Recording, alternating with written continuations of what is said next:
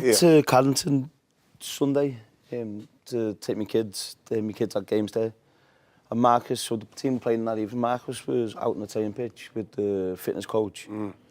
But he was right over towards where the parents were walking past for the kids' games. I remember looking, I was thinking, if that was me... It's a killer. It's a killer. It's a death slip. How embarrassing is it that the parents are walking past? So it's all getting redone, so they're on the academy side, and he's there and all the parents are walking past him. I can't even get involved in this conversation. I still can't understand at any level, whatever's going on about player leaving, he's got 4 years left, he's got 4 months left, a player who doesn't train properly. I don't understand it. You might as well leave me out of this conversation. I cannot understand how a player, especially if you think I want to move, you go, well, that's even more so to train properly. So when you go to a new club, you think, well, at least I'm still up to speed. And when I leave, the club will go, you know, at least he showed a decent attitude when he... We'll get back to Roy and Wazza in just a quick second, but remember, if you like this video, please like, share and subscribe. And don't forget to click the notification button so that you know when the next Big D video hits. And if you've got something to say, please put it in the comments. I read all of the comments. Now, in this video, this is a little clip from the overlap where Roy Keane, Wayne Rooney, as well as Gary and Ian and Jill, they are responding to Ruben Amorim's accusation that Marcus Rashford is not training properly. And if you've been keeping up to date with sort of my videos, you'll see that there's been other people that have been commenting on as well, like Ferdinand, and Gary Neville's had his own as well. But I was really looking forward to this one because Roy Keane always gives a passionate response. But Wayne Rooney gives some really astute insight here as well. And they don't disappoint in this clip. But stick around after the clip because I will be giving my thoughts on what these guys had to say. Here's Roy and here's Wazza. Last one United before Super 6 around Amorim's comments about Marcus Rashford.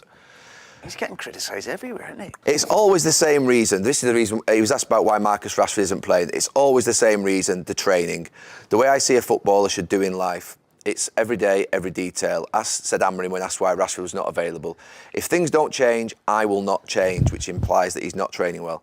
It's the same situation for every player. If you do the maximum right things, we can use every player. You can see on the bench we miss a bit of pace, which says that he would like him on the bench. But I would put United's goalkeeping coach on Vital before a player who doesn't give their maximum every day. Is there any coming back for Marcus Rashford from that? I think if your manager said that about you... Can I say something? I don't think that's a sad indictment. You know what? It's sad, the whole situation with Marcus Rashford, how it started for him and now where we are. He's got to leave, hasn't he? Honestly, if a manager says that about you, it's about working and training, surely.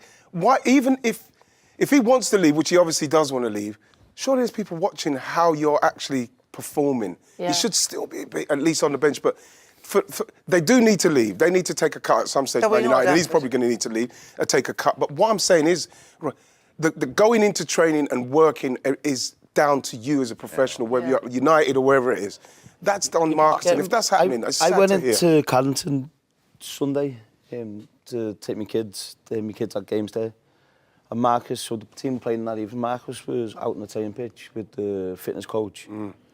But he was right over towards where the parents were walking past for the kids' games. I remember looking, I was thinking, if that was me... It's a killer. It's a killer. It's a death slip. How embarrassing is it that the parents are walking past?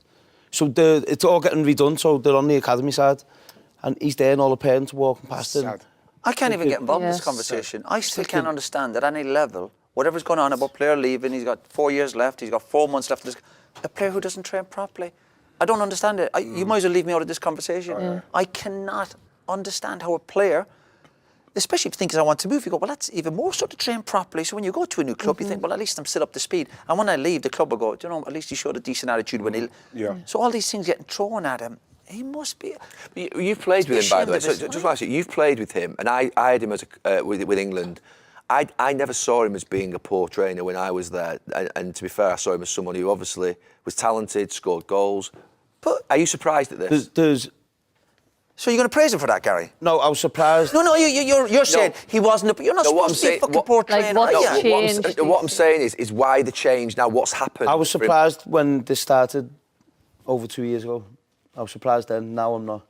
I think so. I've spoke to Marcus a couple of times, and I give him my thoughts, my opinion. I said you need to leave the football club because whatever's going on in his life and whatever's going on at Manchester United, he's not the same. It's not him.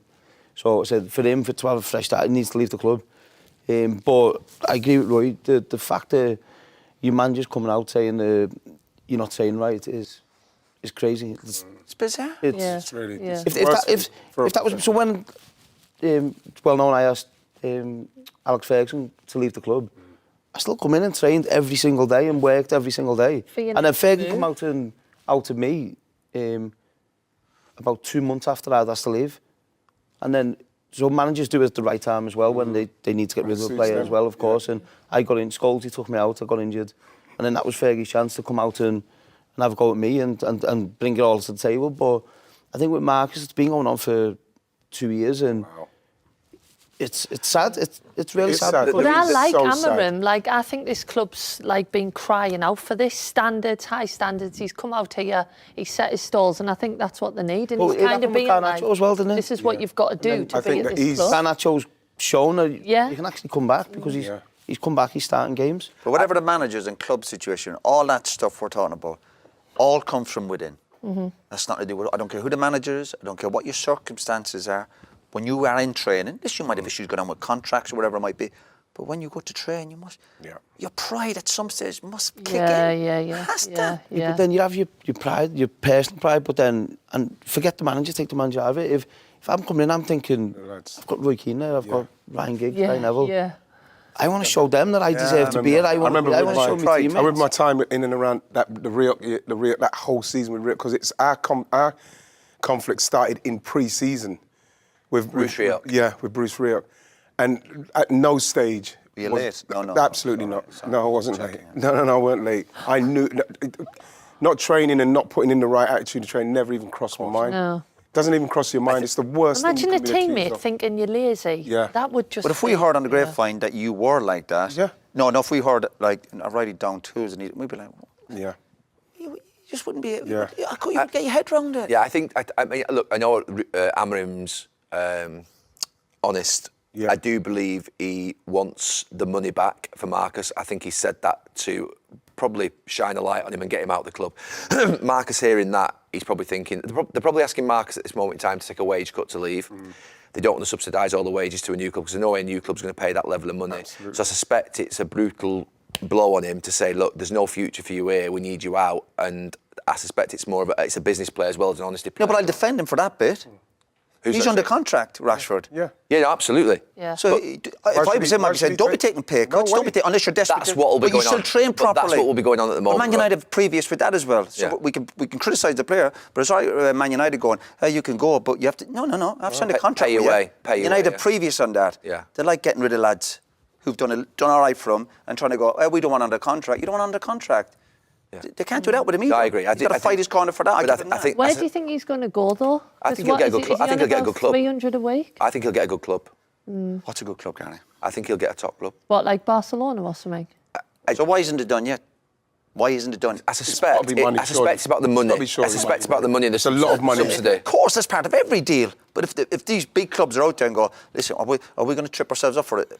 Trying to save 100,000 I a just week think or whatever. it's really sad. It's sad. Absolutely. A local lad from Manchester. He's been there since he was 9, 10. Unbelievable. Come through I was at the academy presentation day with my kids the other day, and they're talking about the history of the club and the academy, and talking about everything. And you can feel it. They're taking them on tours to all different places, and Marcus is on the videos when he's a little kid. He's a kid. Yeah. And then to see how it ends like I know, this. but I know it's a different. Yeah, I'm going to spin situation, that but- around as well. You go, oh, he's been there since he was 9. Yeah, well, what a great thing. That for a family. Your young lads go down and train at Man United every night, and you're getting them out of the house.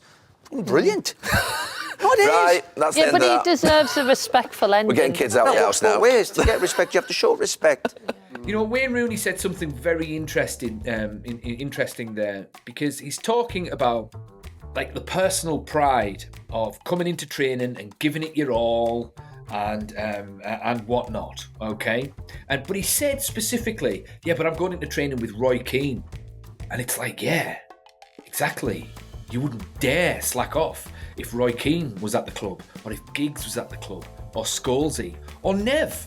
And other players wouldn't necessarily slack off if Wayne Rooney was there, because these guys are fighters, and those guys were the guys that used to run the dressing room, okay?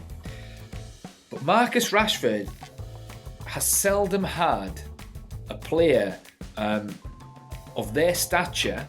He has a little bit, but of their stature for a long period of time to instill that pride in their training. I mean, when he initially broke through, fair enough, he did have Wayne, an ageing Wayne for that matter. He had Zlatan as well, and he had Michael Carrick. But for a long time, he was in a dressing room with Paul Pogba, Jesse Lingard, Anthony Martial, and whoever else, Pereira perhaps, Eric Bailly. And, you know, these guys are dancing after getting beat by Liverpool.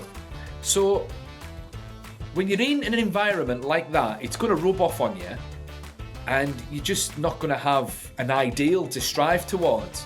Because that was the beauty of, say, the class of 92 coming through.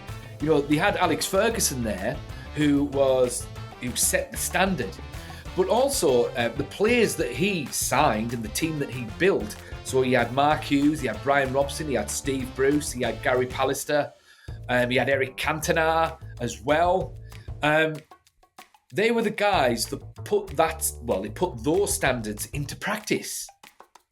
Now, I remember a story about the influence that Eric Cantona had on the class of 92, because the class of 92 would get promoted to the first team training, and they'd be there, they'd be training, and blah, blah, blah, blah, blah, blah, blah, blah, blah, right? Then training would finish, then they would be heading towards the changing room, but then they'd see Eric Cantona would take a couple of goalkeepers, or a goalkeeper and a bag of balls, and after training, he'd just practice his shots. And he'd do that with Schmeichel sometimes as well, and, you know, they'd ask, what's he doing? Training's finished. And they were like, well, he wants to hone his craft. And then that's when the penny dropped. And then David Beckham used to do the same. Paul Scholes used to do the same. They all used to do the same. And it's because they had someone like Eric Cantona there, who was helping Alex Ferguson set the standard of excellence. Now, Marcus Rashford has been one of the best the best players at Manchester United for quite a while now, and that's more of a reflection of the sorry state that Manchester United have been in. Unfortunately, that someone like Marcus Rashford has been the best player, because obviously we haven't been great. We haven't had any truly world-class players. We've had one or two, but you know, you go back to the Fergie era, you know, the team was filled with world-class players. But the point I'm making is, Marcus Rashford reached a certain level and he just stayed there. Because he's never had anyone there that's pushing him and pushing him and pushing him and pushing him and pushing him and pushing him. I mean, did he get lucky in Ten Hag's first season, where they played to his strengths and they played on the counter-attack and he scored some goals? Maybe that's why that happened, or maybe he was just motivated to get that contract, and then the contract was secured and then the motivation was gone. Which is sad, really, because the motivation should be excellence. And if Marcus Rashford had someone like Wayne Rooney there for a longer period of time, particularly a prime Wayne Rooney or a prime Roy Keane there, who was constantly at him, then this might be a different kettle of fish. I do agree with Roy in that, yeah, Manchester United should honour the contract somehow. You know, Marcus shouldn't necessarily take a pay cut himself, because, you know, it is a business at the end of the day, and he did earn that contract initially. So if he does go on loan somewhere for, say, and they pay, say, half of his wages, then Manchester United should honour the other half. I think that's more than fair, because, you know, a footballing career is short. So on the business front, Marcus Rashford has done quite well, but on the professional side, it's just not good at all. And it's funny that, I mean, who knows what Marcus Rashford is thinking? I mean, that's part of the problem as well, because he comes across as such an introverted, sensitive guy that he internalises everything, and he's sensitive because he bites back at times, you know, with his little interviews and things like that. So who knows what he's thinking if he's out there training in front of the parents' kids and all of that. But if he's not bothered, then, I mean, what can you do? And it just shows you the difference in mindset that with what Wayne Rooney said there, he said, I'd have been devastated if I'd have been out there in front of the kids' parents and stuff. You know, that would just be embarrassing for me. And Roy Keane makes a good point in the sense that he talks about, you know, that kind of professionalism comes from within. So clearly, the fire inside of Marcus Rashford just isn't there at the moment. Now, I get the impression that this episode of The Overlap was filmed before Ruben Amorim's press conference before the Steaua Bucharest game, because in that press conference, which is also I also did a video on, so please have a look at that. It was a previous video to this. He does open the door for a potential Marcus Rashford return, but only if books his ideas up and gives 100% in training. But hey ho. But that was a good clip, that. Really enjoyed that clip. Roy Keane's always a delight to listen to, whether I agree with him or not. But yeah, tell me what you guys think. Do you think it's a case of Marcus Rashford not having senior pros there that set the standard of excellence? Because he's had about 18 different managers since his time since he broke through in Manchester United. So maybe that's the problem, and maybe he's just sick and tired of the constant rebuilds and he just wants away. But either way, I want to know what you've got to say. Please put it in the comments and I'll see you in the next one.